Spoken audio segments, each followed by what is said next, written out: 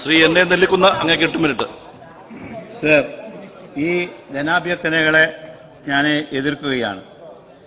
പട്ടികജാതി പട്ടികവർഗ ക്ഷേമം സംബന്ധിച്ച കാര്യങ്ങളാണ് നമ്മളിവിടെ ചർച്ച ചെയ്യുന്നത്. പട്ടികജാതിക്കാരുടെ ക്ഷേമം സംബന്ധിച്ച ചർച്ചയിൽ മുസ്ലിം ലീഗിന്റെ ഒരു ജനപ്രതിനിധി എന്ന നിലയിൽ പങ്കെടുത്ത് സംസാരിക്കുന്നതിൽ എനിക്ക് വളരെയധികം അഭിമാനവും ചാരിതാർത്ഥ്യവുമുണ്ട്. KP രാമനെക്കുറിച്ച് നമുക്കറിയാം. ഈ നിയമസഭയിൽ അദ്ദേഹം അംഗമായിരുന്നു. UC രാമൻ അദ്ദേഹം ഈ നിയമസഭയിൽ അംഗമായിരുന്നു. KP രാമൻ MLA മാത്രമല്ല, അദ്ദേഹം PSC മെമ്പർ കൂടിയായിരുന്നു. മുസ്ലിം ലീഗിന്റെ നോമിനിയായിട്ട് PSC മെമ്പറായി അദ്ദേഹം സേവനമനുഷ്ഠിച്ചിരുന്നു. UC രാമൻ അദ്ദേഹം MLA ആയി വന്നത് കുന്നമംഗലത്തെ ജനറൽ സീറ്റിൽ മത്സരിച്ചാണ്. സർ, ഞാൻ മറ്റൊരു പേര് കൂടി ഇവിടെ പറയാൻ ആഗ്രഹിക്കുന്നു. ഈ അടുത്ത കാലത്ത് ദിവംഗതനായ ശ്രീ AP ഉണ്ണികൃഷ്ണൻ, അദ്ദേഹം മലപ്പുറം ജില്ലാ പഞ്ചായത്ത് പ്രസിഡന്റായിരുന്നു. കേരളത്തിൽ അങ്ങോളം ഇങ്ങോളം ദളിത് പിന്നോക്ക വിഭാഗങ്ങൾക്ക് വേണ്ടി പ്രസംഗിക്കുകയും പ്രവർത്തിക്കുകയും ചെയ്ത ഒരു നേതാവായിരുന്നു അദ്ദേഹം. കുന്നമംഗലത്ത് നിന്ന് അദ്ദേഹം മത്സരിക്കുകയും ചെയ്തിട്ടുണ്ട്. മാത്രമല്ല, മരിക്കുന്ന സമയത്ത് അദ്ദേഹം പാണക്കാട് അബ്ബാസ് അലി തങ്ങൾ പ്രസിഡന്റായിട്ടുള്ള മുസ്ലിം ലീഗിന്റെ മലപ്പുറം ജില്ലാ കമ്മിറ്റി സെക്രട്ടറി ആയിരുന്നു.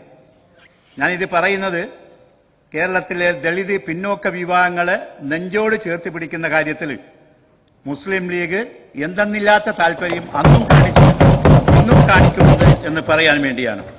ഞാൻ ബഹുമാന്യനായ, അതുപോലെ തന്നെ മറ്റൊരു കാര്യം, വയനാട്ടിൽ നിന്നുള്ള ദളിത് വിഭാഗത്തിൽപ്പെട്ട ജയന്തി ഞങ്ങളുടെ പാർട്ടിയുടെ ദേശീയ ഭാരവാഹിയാണ് എന്ന കാര്യം കൂടി അറിയാത്തവരുടെ ശ്രദ്ധയിൽപ്പെടുത്തുവാൻ ഞാൻ ആഗ്രഹിക്കുകയാണ്. ബഹുമാന്യനായ മന്ത്രി ശ്രീ കേളുവിനെ ഞാൻ അഭിനന്ദിക്കുകയാണ്.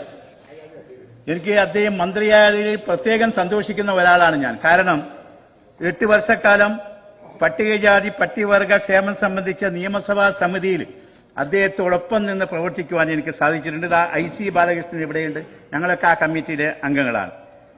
അപ്പോൾ കഴിഞ്ഞ 3 വർഷം അദ്ദേഹം പ്രസ്തുത സമിതിയുടെ ചെയർമാനായിരുന്നു. എത്രമാത്രം കേരളത്തിലെ ദളിത് പിന്നോക്ക വിഭാഗങ്ങളോട് അദ്ദേഹത്തിന് പ്രതിബദ്ധതയുണ്ട് എന്നും അദ്ദേഹത്തിന്റെ കൂറ് ആ വിഭാഗത്തോട് എത്രമാത്രമാണ് എന്നും എനിക്ക് നല്ലതുപോലെ അറിയാം. സർ, ഒരു AKG, ഒരു കൃഷ്ണപിള്ള, ഒരു MN ഗോവിന്ദൻ നായർ, ഒരു C അച്യുതമേനോൻ ഈ ഭൂമുഖത്ത് ഇനി ഉണ്ടാകുമോ എന്ന് നമ്മളെല്ലാവരും ആശിക്കുകയാണ്. അവിടെയാണ് നമ്മുടെ എല്ലാവരുടെയും പ്രതീക്ഷയായി ശ്രീ കേളു പ്രവർത്തിക്കുന്നത് എന്ന് ഞാൻ പറയുവാൻ ആഗ്രഹിക്കുന്നു. അങ്ങയുടെ മുൻഗാമി ഈ സഭയിൽ നിന്ന് വിട പറഞ്ഞത് വലിയൊരു ടെമ്പോ സൃഷ്ടിച്ചുകൊണ്ടായിരുന്നു. ആ ടെമ്പോ എന്താണെന്ന് ഞാൻ പറയാം. അപ്പൊ അങ്ങയുടെ വരവിലും ഒരു ടെമ്പോ വേണമെന്നാണ് ഞാൻ അങ്ങയോട് ആവശ്യപ്പെടുന്നത്. മുസ്ലിം ലീഗിന്റെ പെരിന്തൽമണ്ണയിലെ നിയമസഭാംഗം ശ്രീ നജീബ് കാന്തപുര ഇവിടെയുണ്ട്. 2023 മന്ത്രി ശ്രീ K രാധാകൃഷ്ണനെ അദ്ദേഹം സമർപ്പിച്ച ഒരു നിവേദനത്തിന്റെ ഫലമായിട്ടാണ് നമ്മുടെ കോളനി പദപ്രയോഗം ഒഴിവാക്കി സദ്ഗ്രാമം എന്ന പേര് നൽകിയത്. അത് ശ്രീ നജീബ് കാന്തപുരം ആവശ്യപ്പെട്ടതിന്റെ അടിസ്ഥാനത്തിലാണ്. എനിക്ക് പറയാനുള്ളത്, പേര് മാറ്റിയത് കൊണ്ട് മാത്രമായില്ല, മറ്റ് ജനവിഭാഗങ്ങളോടൊപ്പം ജീവിക്കാനുള്ള ഒരു സ്ഥിതി ഈ പട്ടികജാതി പട്ടിക വിഭാഗത്തിൽപ്പെട്ട നമ്മുടെ സഹോദരന്മാർക്ക് ഉണ്ടാകണം. അതിനുവേണ്ടി ആയിരിക്കണം അങ്ങേന് ശ്രമിക്കേണ്ടത് എന്ന് ഞാൻ അങ്ങയെ ഉണർത്തുവാൻ ആഗ്രഹിക്കുകയാണ്. സർ, അങ്ങ് ഉണ്ടാക്കേണ്ട ടെമ്പോയെക്കുറിച്ച് ഞാൻ പറഞ്ഞല്ലോ. ഇപ്പോൾ ഷെഡ്യൂൾഡ് പട്ടികജാതിയെ ഷെഡ്യൂൾഡ് കാസ്റ്റിനെ നമ്മൾ പറയുന്നത് പട്ടികജാതി എന്നാണ്. ഷെഡ്യൂൾഡ് ട്രൈബിനെ നമ്മൾ പറയുന്നത് പട്ടികവർഗം എന്നാണ്. നമ്മുടെ തൊട്ടടുത്ത സംസ്ഥാനമായ കർണാടക, അവിടെ കന്നഡ ഭാഷയിൽ AK അഷ്റഫ് ഇവിടെ ഇരിക്കുന്നുണ്ട്. കന്നഡ മാതൃഭാഷയായി സ്വീകരിച്ചിട്ടുള്ള ഒരു ജനപ്രതിനിധിയാണ്. ആ കന്നഡയിൽ ഈ വിഭാഗത്തെ പറയുന്നത് പരിശിഷ്ട ജാതി പരിശിഷ്ട വർഗ എന്നാണ്. പരിശിഷ്ട ജാതി പരിശിഷ്ട വർഗം. അതുപോലെ തന്നെ മഹാരാഷ്ട്രയിൽ, ഇന്ത്യയിൽ ഈ വിഭാഗത്തെ പറയുന്നത് അനുസൂചിത് ജാതി അനുസൂചിത് വർഗ എന്നാണ്.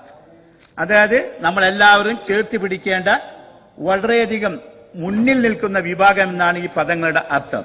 നമ്മളിപ്പോൾ APL BPL കാർഡുകളുണ്ട് കേരളത്തിൽ. BPL ബിലോ പവേർട്ടി ലൈൻ, നമ്മൾ നമ്മുടെ റേഷൻ കാർഡിൽ എന്താണ് എഴുതുന്നത്?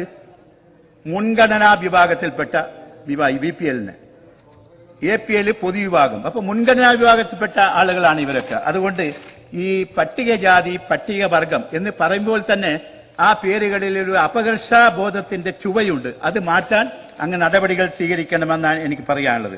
സർ, സദ്ഗ്രാമങ്ങളിൽ ചില ലക്ഷ്യങ്ങൾ വേണം.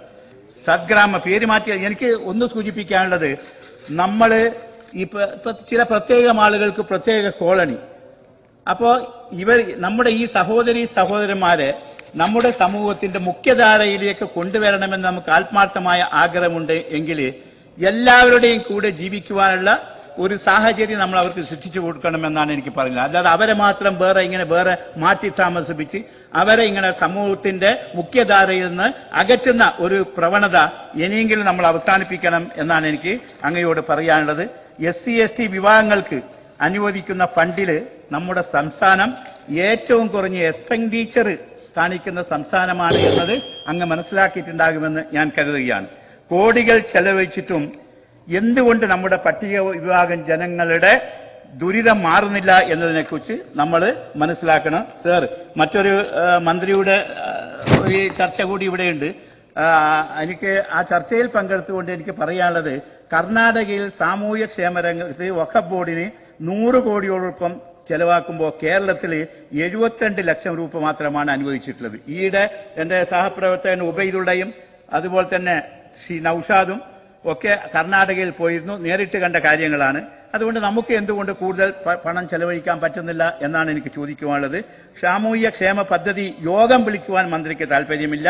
അതുപോലെ തന്നെ ചികിത്സാ സഹായം, വിവാഹ സഹായം എന്നീ അപേക്ഷകൾ ആയിരക്കണക്കിന് പരിഗണിക്കപ്പെടാതെ കിടക്കുന്നു. ബഹുമാനപ്പെട്ട മന്ത്രി ചാർജ് എടുത്ത ഉടനെ തന്നെ പറഞ്ഞു, വഖഫ് ബോർഡിന്റെ ഒരു ഇഞ്ച് മണ്ണ് പോലും അന്യാധീനപ്പെടുത്താൻ അനുവദിക്കുകയില്ല എന്ന് അദ്ദേഹം ഈ തിരുവനന്തപുരത്ത് മുതൽ കാസർകോട്ട് ഒന്ന് വരെ പ്രഖ്യാപിച്ചു. ഞങ്ങളൊക്കെ രോമാഞ്ചം കൊണ്ടു. പക്ഷെ ഇതുവരെയും ഒരു നടപടി ഉണ്ടായിട്ടില്ല. സർ, നമ്മുടെ നാട്ടില് ഇപ്പൊ ഉണ്ടോ എന്ന് എനിക്കറിയില്ല, പുതിയ SIമാർ വരുമ്പോ ആ SIമാർ ഇങ്ങനെ ജീപ്പ് എടുത്ത് ഇങ്ങനെ ചുറ്റും അവരുടെ പരിധിയിലെ പോലീസ് സ്റ്റേഷനിൽ. എന്തിനാ പുതിയ ഒരാൾ ഇവിടെ വന്നിട്ടെന്ന് അറിയിക്കാൻ. എന്നിട്ട് പറയും, ഞാൻ കരാട്ട ബെൽറ്റ് ഇന്ന ബെൽറ്റുകാരനാണ്, ബ്ലാക്ക് ബെൽറ്റുകാരനാണ്, ഞാൻ ജിമ്മ് അറിയുന്ന ആളാണ് എന്നൊക്കെ. പിന്നെ ഒരാഴ്ച മാത്രമേ ഉണ്ടാവുള്ളൂ. പിന്നെ അയാളെ ജിമ്മും നമുക്ക് കാണില്ല, അയാളെ ബ്ലാക്ക് ബെൽറ്റ് എവിടെ പോയി നമുക്കറിയില്ല. അതുപോലെ തന്നെയാണ് മന്ത്രി പ്രഖ്യാപിച്ചിരുന്നു. ഞങ്ങൾക്ക് വളരെയധികം സന്തോഷമുണ്ട്. പക്ഷെ ആ പ്രഖ്യാപനത്തിനനുസരിച്ച് ഒരു പ്രവർത്തനവും നടന്നിട്ടില്ല. കാസർകോട്ട് വന്ന് അദ്ദേഹം പറഞ്ഞു, കേരളത്തിൽ ആദ്യമായി കാസർകോട് മുനിസിപ്പാലിറ്റിയിലേക്ക് ഒരു പിങ്ക് സ്റ്റേഡിയം അനുവദിക്കാൻ പോകുന്നുണ്ട്. പിങ്കുമില്ല, റെഡുമില്ല, ബ്ലൂ ഇല്ല. സർ, ഇതുവരെ അതേക്കുറിച്ച് വിവരം പോലുമില്ല. അപ്പോ ബഹുമാനപ്പെട്ട മന്ത്രിയോട് എനിക്ക് അതുപോലെ തന്നെ ഒരു കാര്യം കൂടി ഞാൻ സൂചിപ്പിക്കാനാകും. ഒറ്റൊരു മിനിറ്റ് സർ. ഫാറൂഖ് കോളേജിന്റെ ചെറായി ബീച്ചിലെ ഭൂമിക്ക് സ്വകാര്യ വ്യക്തികൾക്ക് നികുതി വെക്കാൻ റവന്യൂ മന്ത്രിയും വഖഫ് മന്ത്രിയും കൂടി പങ്കെടുത്ത യോഗമാണ് അനുമതി നൽകിയത്. ബഹുമാനപ്പെട്ട കോടതി ഇടപെട്ട് അത് തടയുകയുണ്ടായി. മന്ത്രിക്ക് ഇക്കാര്യത്തിൽ എന്താണ് പറയാനുള്ളതെന്ന് കേൾക്കാൻ എനിക്ക് വളരെയധികം കൗതുകമുണ്ട് അദ്ദേഹത്തിന്റെ മറുപടി പ്രസംഗത്തിൽ. അപ്പോൾ വഖഫ് ഭൂമിക്ക് സ്വകാര്യ വ്യക്തികൾക്ക് നികുതി വെക്കാൻ അനുവാദം നൽകിയ ലോകത്തിലെ ആദ്യ മന്ത്രി എന്ന പേര് അങ്ങ് ആർജിക്കരുത് എന്നാണ് എനിക്ക് അങ്ങയോട് പറയുവാനുള്ളത്. അപ്പോ ഈ ധനാഭ്യർത്ഥനകളെ ശക്തിയുക്തം എതിർത്തുകൊണ്ട് മറ്റ് രാഷ്ട്രീയ കാര്യങ്ങൾ പറയാനില്ലാഞ്ഞിട്ടല്ല, അതെല്ലാം CPMന്റെ ഇപ്പോൾ തീർന്നുകൊണ്ടിരിക്കുന്ന കമ്മിറ്റികളിൽ അവരുടെ നേതാക്കന്മാർ വരെയൊക്കെ പറഞ്ഞു വരുന്നുണ്ട്. അതുകൊണ്ട് എല്ലാവരും പറയുന്നുണ്ട്. അപ്പോ അതുകൊണ്ട് ആ കാര്യങ്ങൾ ഞാൻ കൂടുതൽ പറയുന്നില്ല. ഒറ്റൊരു കാര്യം സർ, പാർട്ടി ജനങ്ങളുടേതാണ് എന്ന് കേൾക്കാൻ ചെവി വേണമെന്ന് പറഞ്ഞത് കോൺഗ്രസ് നേതാവല്ല, ലീഗ് നേതാവല്ല, തോമസ് ഐസക്കാണ് സർ. അതുപോലത്തെ മറ്റൊരു കാര്യം കൂടി സർ, മറ്റൊരു കാര്യം കൂടി, പ്രത്യേകിച്ചൊരു തൊഴിലോ മറ്റ് മാർഗമോ ഇല്ലാത്തവർ പെട്ടെന്ന് വലിയ സമ്പന്നരാകുന്ന പ്രവണത പാർട്ടിയിൽ കണ്ടുവരുന്നു. BD സതീശൻ പറഞ്ഞതല്ല, MP ഗോവിന്ദ മാസ്റ്ററുടെ പ്രസ്താവനയാണ്. അപ്പോൾ ഞാൻ ഈ ധനാഭ്യർത്ഥനകളെ ശക്തിയുക്തം എതിർക്കുന്നു സർ.